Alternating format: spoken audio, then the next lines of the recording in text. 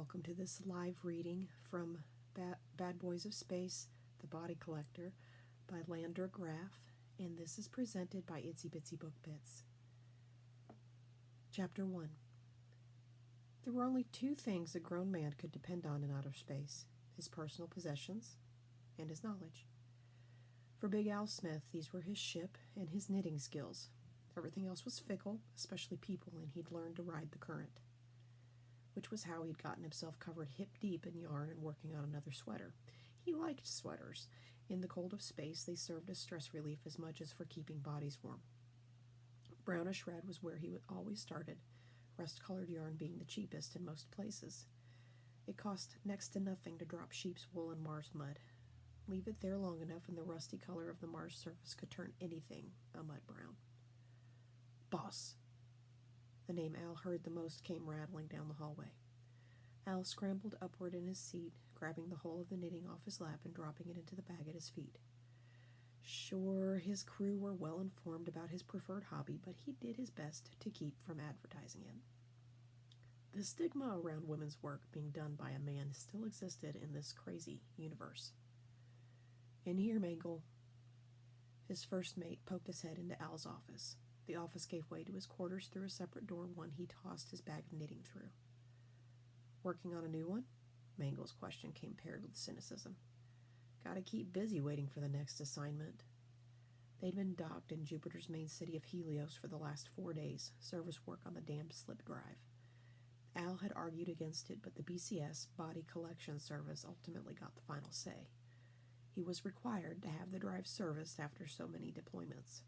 The number had been hit twice, and he'd refused until they'd forced the issue. Speaking of assignments, the service finally assigned us some more help. Al leaned forward and groaned as he swiped through the holoscreens. Another one.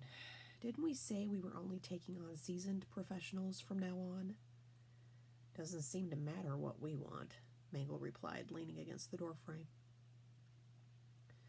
Al swiped away the profile. He despised new recruits with a passion.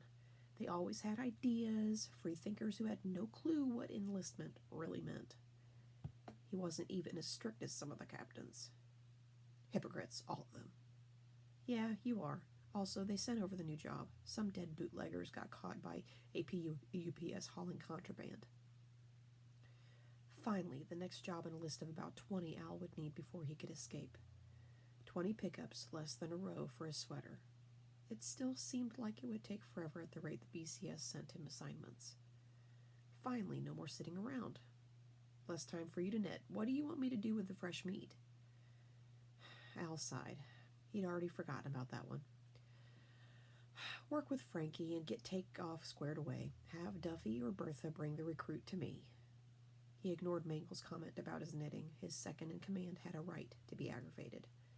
The Acheron should have been Mangle's command. It wasn't Al's fault. He'd had no choice unless he wanted to give up the pay scale that came with a captain's rank, and that would never happen. At least not until I can get the hell out of here. Fine, boss.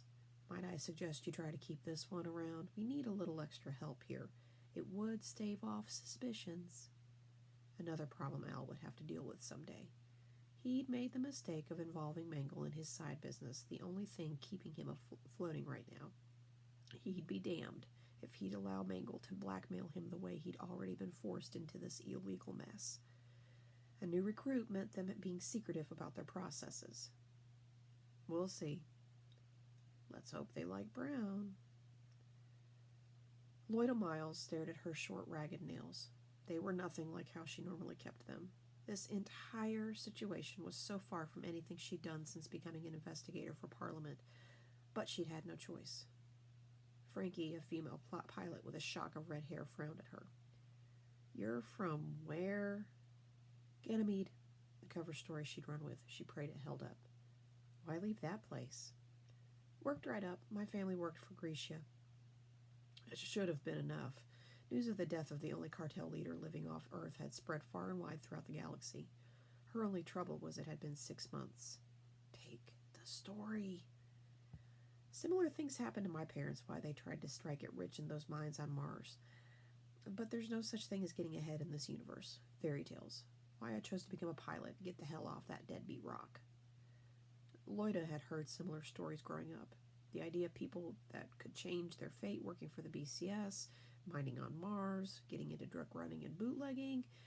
So many possibilities, and yet she'd never met a single person who'd been successful. Each venture ended in heartache, and most of the time with some sort of injustice. Yeah, but at least here you get a bed and guaranteed food. Frankie chuckled. They say a lot of things in the recruitment office. Yes, but they couldn't tell her what she really needed to know. Who was responsible for all the missing bodies? She'd tracked movements around Callisto and other planets and moons for the last couple months. Her work on the plot to stop mass killing on Callisto had ended successfully, but she'd never caught the person behind the whole thing. The name she'd received didn't make sense as it tied to an ambassador for Parliament, which was impossible. Parliament helps the people, her mother's words, recited a multitude of times, especially any time Lloyda talked about becoming a government investigator instead of signing up for duty as an ambassador. Regardless of her past and the failures in the investigation, she couldn't let this go.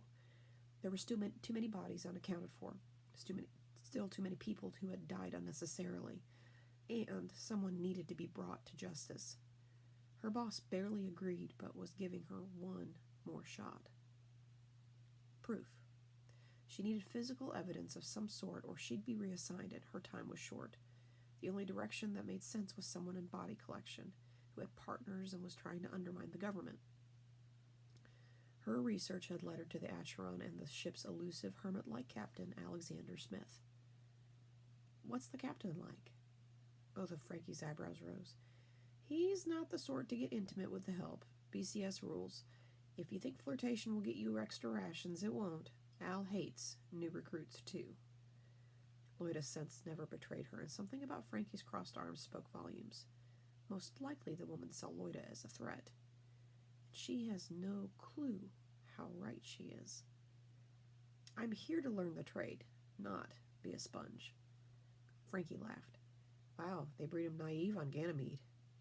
Who's naive? Mangle, the first mate, stepped out into the cargo bay area. Lloyda had met him first when coming on board. Mangle had a thick, bushy mustache. In fact, he had a lot of hair in general, and a wiry build. He reminded her of a furry bush animal that lived around the lake at her childhood home on Saturn. The new recruit, who else? Frankie replied. My mama said the same about me. This came from the much larger man who tugged a cloth cap over the top of his head. Frankie laughed. Bertha, that's still true. Any other questions, Space Bait? At the same time, Bertha groaned. Why do you call me by my full name, Frankie? I got a nickname that works just fine. We prefer to call you by your full name on this boat. Halt on the questions, too. Captain wants to meet the fresh Space Bait, and we have a new assignment. Frankie. Mangle's words were cut short as the bay doors clanked and creaked open. The ship was in desperate need of an overhaul. Duffy, the engineer, rolled in on the back of a double-wide hoverbike designed specifically for supply runs, but looking as derelict as the ship itself. If this crew was knee-deep in illegal activity and killing off innocents, they weren't getting paid enough, or they were good actors. I got everything! Duffy hollered as he brought the bike to a stop, the colorful wheels coming to a halt and bringing an end to the multi-spectrum light show that reflected off the ship's walls. Even my pork skins! Bertha's voice came out more like a yell since he started talking as the engine died off. Yes, even the pork skins, though I couldn't get as many with the amount of crinkle you forked over. Those things are nasty. Frankie's upper lip curled as she turned away from the group. Mangle, let's get this party going. Aren't you always saying time is flash? Lloyda took it all in. Frankie's bad attitude, Bertha and Duffy still debating how many pork skins could be bought with gold leaf, and Mangle shaking his head. The crew appeared dysfunctional and nothing like a group of masterminds killing people for bodies. Mangle cleared his throat, then yelled, That's enough! Frankie came to a halt and the other men froze mid-argument. Lloyda did everything she could to keep a straight face. Maybe this whole idea was a crapshoot and she could leave now. Duffy, unload. Frankie, you're with me. Bertha, take the recruit to the captain. He wants to meet her. Too late. Let's go, girlie. Hulking Bertha came up beside her and motioned with his arm to follow. Lloyda did as told without looking back, hefting her faded green duffel bag onto her shoulder, a borrow from her boss since her luggage was top of the line.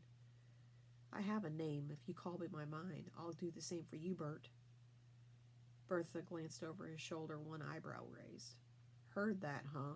You stick around longer than a solar week and I'll consider it. But good guess on the nickname. Well, this could prove more difficult than she'd planned. Maybe her captain had been right and she should stop chasing dead ends. They entered a stairwell with stairs leading up and down. Is this how you get to the slip drive? Bertha gave her a scowl. I'm not here to give you a ship tour. I'm taking you to the captain as asked. You always follow orders? A laugh echoed around her as Bertha took the stairs up one floor, Lloyda following. Girlie, when you're floating the currents, following orders keeps you alive. She sucked in a deep breath and bit back the retort forming on her lips. Following orders was ingrained in her too, but doing the right thing trumped orders every time. Going undercover, she'd failed to think about what would happen if she was asked to break the law.